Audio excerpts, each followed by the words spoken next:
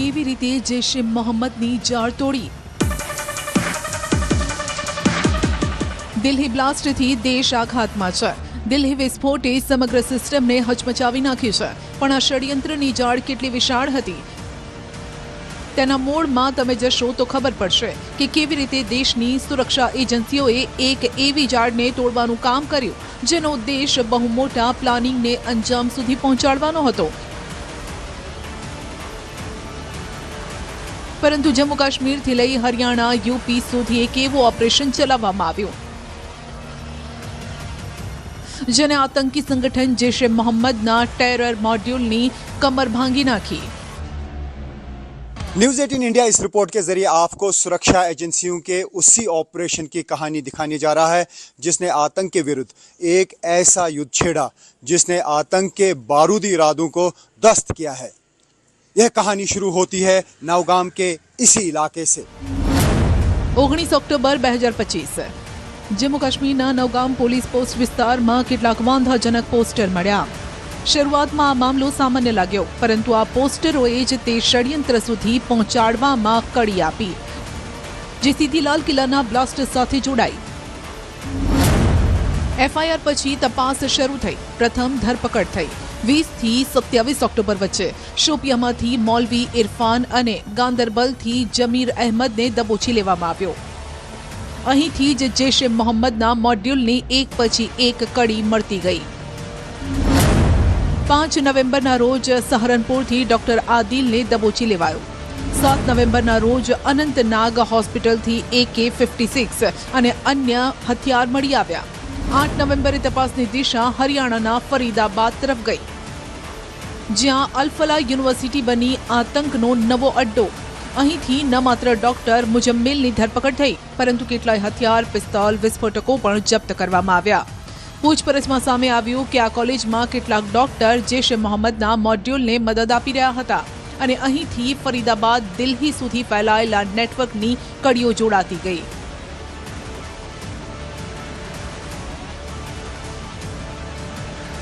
એજન્સીઓને આતંકીઓના મૂળ સુધી પહોંચવાનો રસ્તો મળી ગયો।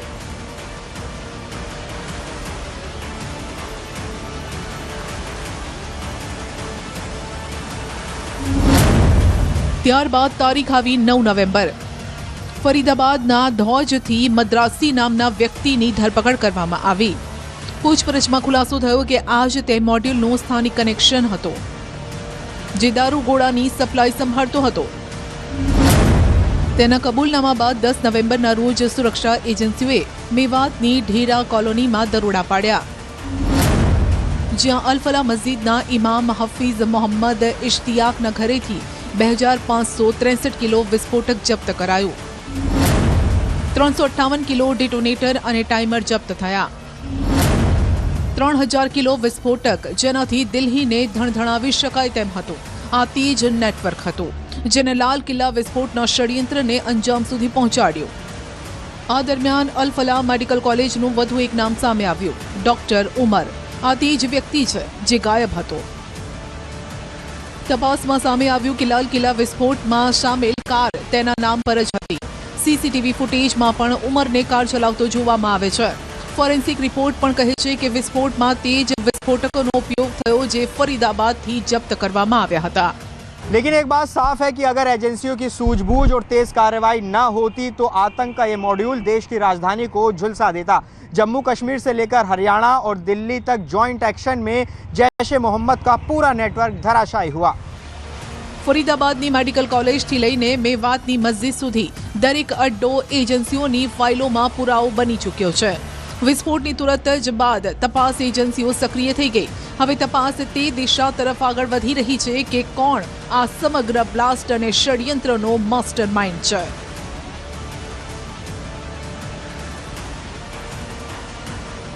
દિલ્હીમાં થયેલા બ્લાસ્ટનું મોડ્યુલ ક્યાં સુધી ફેલાયેલું છે અને જે ફરીદાબાદ મોડ્યુલનો તેમાં ઉપયોગ થયો તે પુલવામા અટેકને દેશની રાજધાનીમાં રિપીટ કરાયો। દરેક ધરપકડ સાથે જૈશે મોહમ્મદનું કનેક્શન પાકિસ્તાન તરફ મોટો ઇશારો કરી રહ્યું છે। વિસ્ફોટ દિલ્હીમાં થયો, પરંતુ પેનિક બટન પાકિસ્તાનમાં દબાયેલું નજરે પડી રહ્યું છે। નિર્દોષ લોકોના જીવ લેનારા આ વિસ્ફોટ બાદ પાકિસ્તાનની મિલિટરી લીડરશીપ બહુ તણાવમાં છે, કેમ કે તેને ઓપરેશન સિંદૂર સારી રીતે યાદ છે. પહલગામમાં થયેલા આતંકવાદી હુમલા બાદ જે બદલો બહાવલપુર અને મુરીદકેમાં લેવામાં આવ્યો, હવે તેવા જવાબનો ડર ફિલ્ડ માર્શલ આસિર મુનીર અને પ્રધાનમંત્રી શહબાઝ શરીફના મનમાં પણ છે. આસિમ મુનીરે 10 નવેમ્બરની રાતથી જ પોતાની સેનાને હાઈ એલર્ટ પર રાખી દીધી છે, કેમ કે શંકાની દરેક સોય હવે પાકિસ્તાન તરફ છે. એક પછી એક જે કડીઓ મળી રહી છે તે પણ મસૂદ અઝહર તરફ જ ઇશારો કરી રહી છે. જમ્મુ કાશ્મીરથી લઈ ફરીદાબાદ સુધી દરેક ધરપકડ પર મસૂદ અઝહરના આતંકી સંગઠન જૈશ એ મોહમ્મદની મોહર લાગેલી છે. ભૂતાન પ્રવાસથી પરત ફરેલા મોદી વિસ્ફોટમાં ઇજાગ્રસ્ત થયેલાઓને હોસ્પિટલમાં મળ્યા. બપોરે 2 વાગ્યે ભૂતાન પ્રવાસ પરથી પાછા ફર્યા અને એરપોર્ટથી સીધા હોસ્પિટલ પહોંચ્યા. ત્યારબાદ તેમણે એક્સ પર લખ્યું હતું કે ષડયંત્રકારોને સજા થશે. ગઈકાલે પણ ભૂતાનથી નરેન્દ્ર મોદીએ કહ્યું કે દેશ આ હુમલાથી દુઃખી છે અને બદલો જરૂર લેશે. आज मैं यहाँ बहुत भारी मन से आया हूँ. कल शाम दिल्ली में हुई भयावह घटना ने सभी के मन को व्यथित कर दिया है. मैं पीड़ित परिवारों का दुख समझता हूं. इसके पीछे के षड्यंत्रकारियों को बख्शा नहीं जाएगा. આ તરફ ભારતીય સેના પ્રમુખ ઉપેન્દ્ર દ્વિવેદીનું પણ નિવેદન આવ્યું છે. ઓપરેશન સિંદૂરથી બહુ સશક્ત થયા છીએ, ભવિષ્યના યુદ્ધ માટે તૈયાર છીએ. Sambhav, you're aware how it was used in Sindoor 1.0.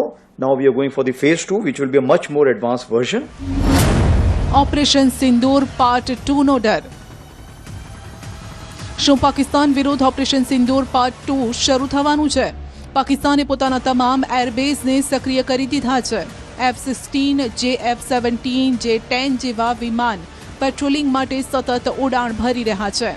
પાકિસ્તાનમાં ડર ફેલાયેલો છે કે ઓપરેશન સિંદૂર દરમિયાન જે પ્રકારનું એક્શન લેવામાં આવ્યું, આ વખતે બમણી તાકાતથી હુમલો કરવામાં આવી શકે છે. સૂત્રો પાસેથી મળેલા સમાચાર કહી રહ્યા છે કે પાકિસ્તાની નૌસેના, ત્યાંની આર્મી અને એરફોર્સ તમામને તૈયાર રહેવા કહેવાઈ ગયું છે. સેનાના તમામ કમાન્ડરો વચ્ચે સતત મીટિંગ ચાલી રહી છે. પાકિસ્તાનની સેન્ટ્રલ કમાન્ડને ભારત સાથે જોડાયેલી સરહદ પર નજર રાખવાની સાથે પોતાના હથિયાર તૈયાર રાખવા કહેવામાં આવ્યું છે. પાકિસ્તાને બોર્ડર નજીક પોતાની એર ડિફેન્સને પણ એક્ટિવ કરી દીધી છે, જેથી કોઈ પણ એર સ્ટ્રાઇકને કાઉન્ટર કરી શકાય. 10 નવેમ્બરના રોજ દિલ્હીમાં જ્યારે વિસ્ફોટ થયો, જ્યારે ઘણા લોકો માર્યા ગયા, ત્યારે પાકિસ્તાનની સેના અલર્ટ થઈ ગઈ. પાકિસ્તાને 11 અને 12 નવેમ્બરના રોજ જ નોટામ જાહેર કરી દેવામાં આવ્યો. નોટામ સીમિત વિસ્તારમાં લાગુ કરવામાં આવે છે, જેથી ત્યાં હવાઈ ટ્રાન્સપોર્ટેશન પર પ્રતિબંધ લગાવી શકાય, કેમ કે તે વિસ્તારમાં સેનાની ગતિવિધિ તેજ થઈ જાય છે. તેમાં કોઈ શંકા નથી કે દિલ્હી બ્લાસ્ટમાં પાકિસ્તાની આતંકી સંગઠન જૈશ એ મોહમ્મદની લિંક સ્પષ્ટ જોવા મળી રહી છે. ભારત પહેલા જ કહી ચૂક્યું છે કે હવે પછી આતંકી હુમલાનો અર્થ ભારતની જવાબી કાર્યવાહી. આ જ કારણ છે કે પાકિસ્તાનને પહેલગામ આતંકી હુમલા બાદ થયેલા ઓપરેશન સિંદૂરના પાર્ટ 2નો ડર સતાવી રહ્યો છે. આ વર્ષે એપ્રિલમાં પહેલગામ આતંકી હુમલા બાદ ભારતે પાકિસ્તાનમાં હવાઈ હુમલા કર્યા. તેના કેટલાય એરબેઝ તબાહ કરી દેવામાં આવ્યા હતા. મસૂદ અઝહરના પરિવારનો ખાત્મો બોલાવી દેવામાં આવ્યો હતો. તો લશ્કરે તૈયબાના ચીફ હાફિઝ સઈદના હેડક્વાર્ટર પર બ્રહ્મોસ મિસાઇલથી હુમલો કરવામાં આવ્યો હતો. માટે પાકિસ્તાનના સત્તાધીશો, સેના બંનેને ખબર છે કે આ વખતે તેના આતંકવાદને જડમૂળથી ઉખાડી ફેંકવામાં આવશે. સાથે જ તેને કમાન્ડ દેનારા હેડક્વાર્ટર પણ ધ્વસ્ત કરાશે.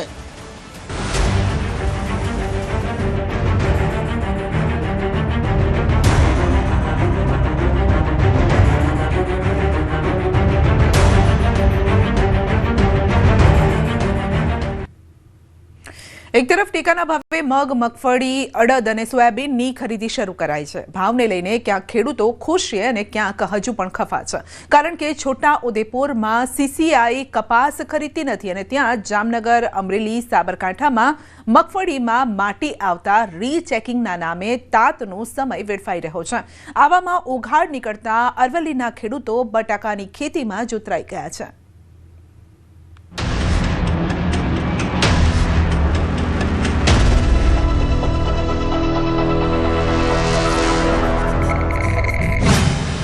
રાજ્યમાં ટેકાની ટકટક.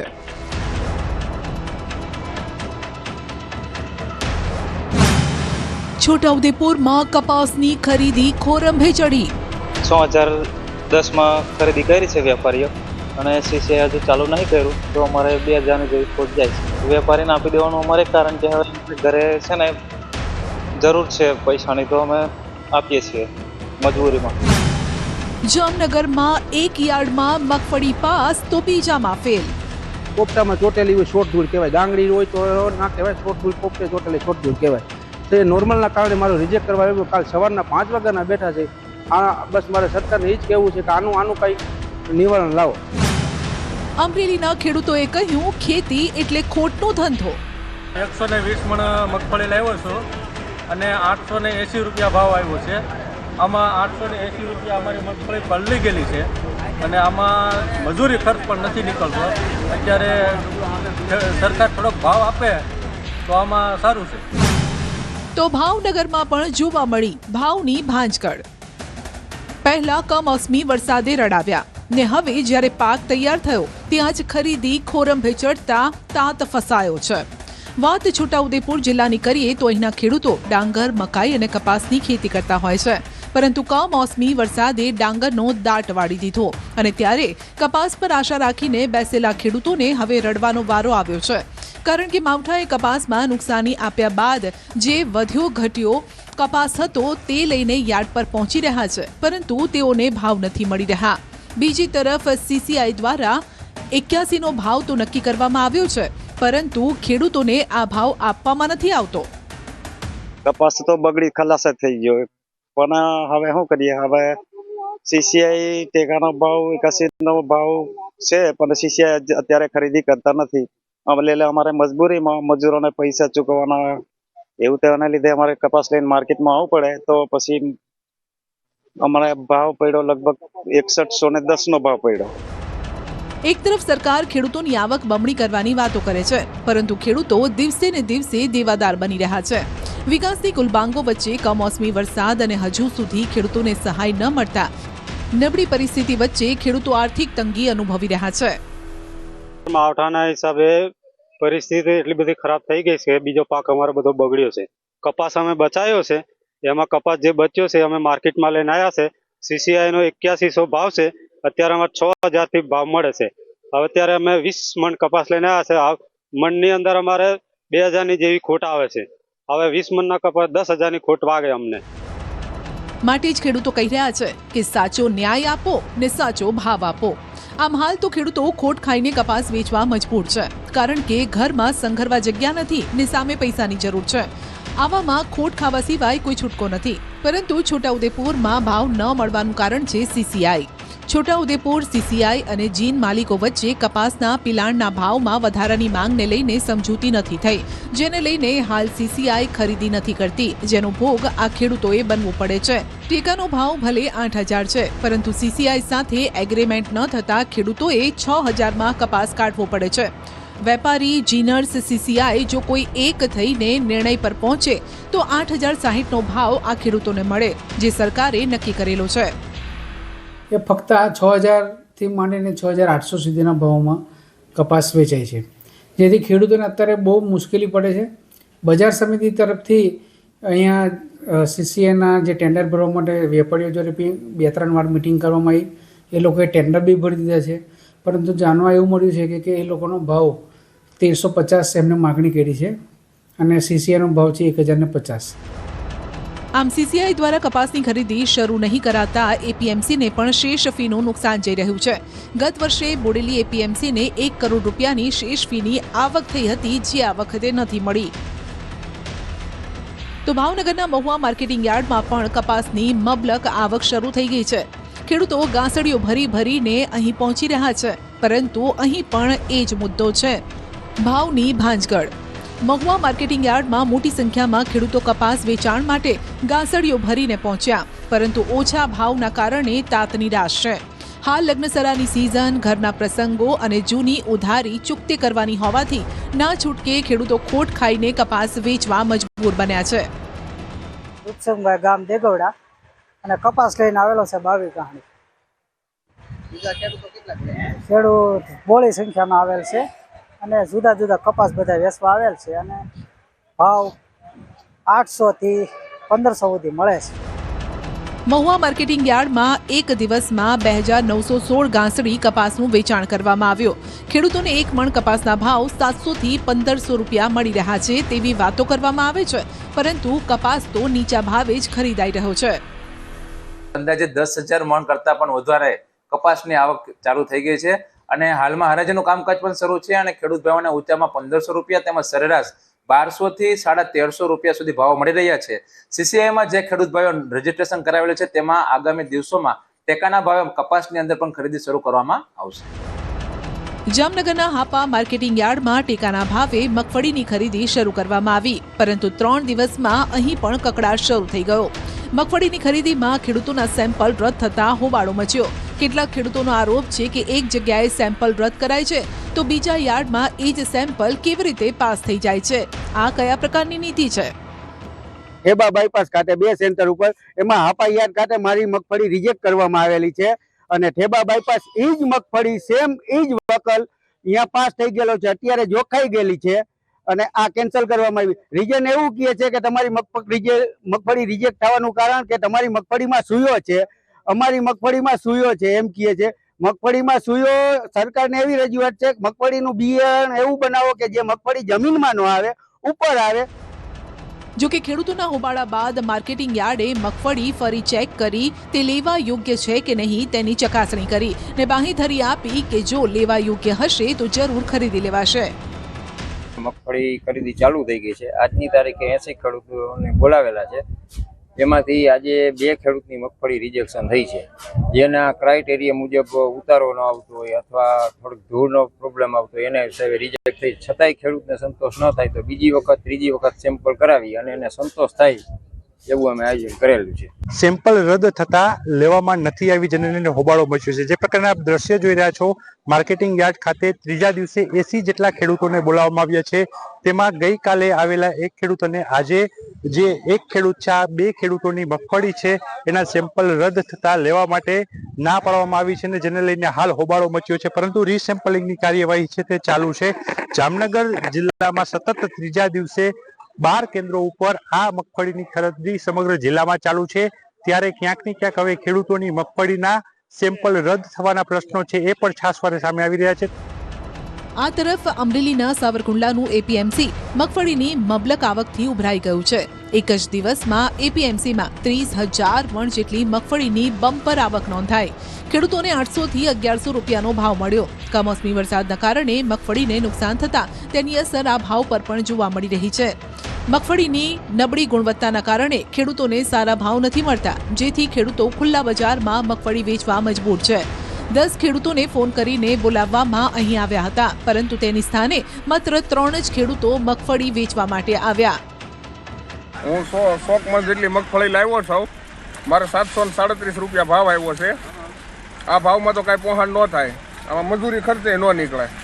કાંઈક 1000-1200 રૂપિયા ભાવ આવે તો થોડું સારું પડે. અમે સાવરકુંડલા માર્કેટિંગ યાર્ડમાં સિંગ લઈને આવ્યા છીએ. ટેકાના ભાવમાં નાખી હતી પણ મજબૂરીની હિસાબે ખુલ્લે વેચવાયું કરી, નબળીની હિસાબે ટેકામાં ન આવી તો અમારે 835 રૂપિયામાં અહીંયા દેવી હતી સાવરકુંડલા યાર્ડમાં મજબૂરી. તો કેટલાક ખેડૂતોનું કહેવું છે કે ખુલ્લા બજારમાં મણના 700 થી 800 રૂપિયાથી વધારે ભાવ નથી મળતા.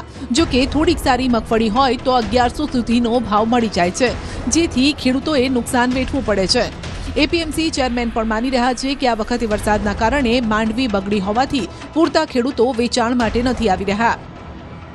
આજે સાવરકુંડલા એપીએમસીમાં 30,000 મણ જેટલી મગફળીની બમ્પર કે અભૂતપૂર્વ આવક થઈ છે અને આ મગફળીનો ઊંચો ભાવ 1100 સુધી બોલાયેલ છે.